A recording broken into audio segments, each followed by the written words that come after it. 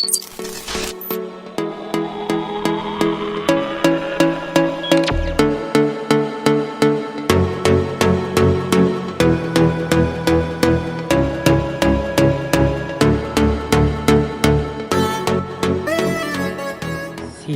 ataupun dalam bahasa Jepunnya iaitu seiri adalah menyisih dan melupuskan barang yang tidak perlu di tempat kerja.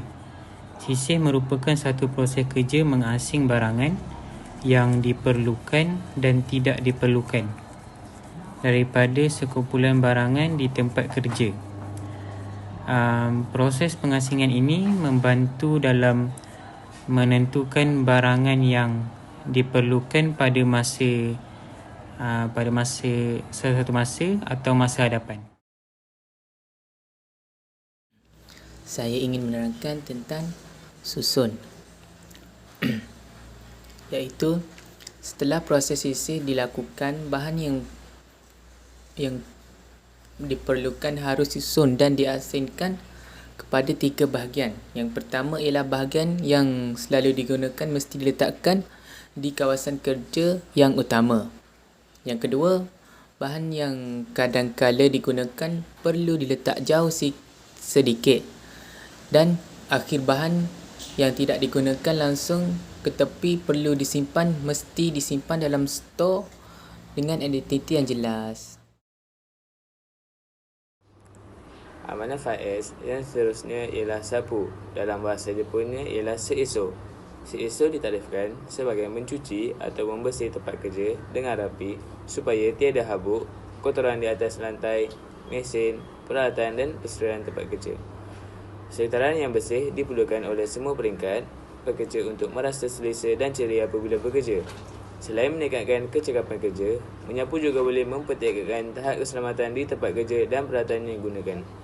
Tujuan menyapu pula untuk menghilangkan habuk atau kotoran yang melekat di lantai, mesin di tempat kerja atau barang-barang yang telah disisir dan disusun.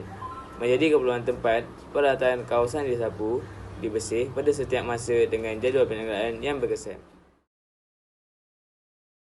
Seragam ataupun dalam bahasa Jepunnya iaitu sekitsu adalah mematuhi piawaian persekitaran berkualiti di tempat kerja bagi memastikannya bersih dan teratur sepanjang masa.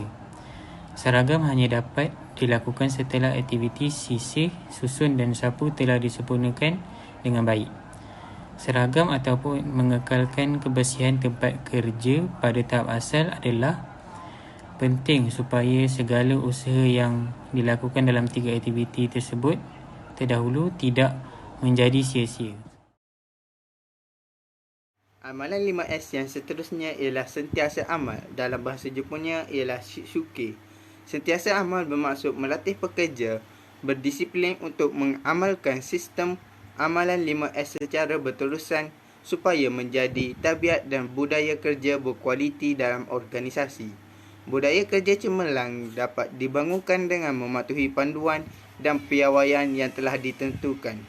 Setiap pekerja perlu faham, patuh, berusaha dan mengamalkan penjagaan kebersihan organisasi serta tempat kerja. Amalan kebersihan ini dapat disemai dalam diri individu dengan memberi tunjuk ajar menerusi program latihan secara berterusan.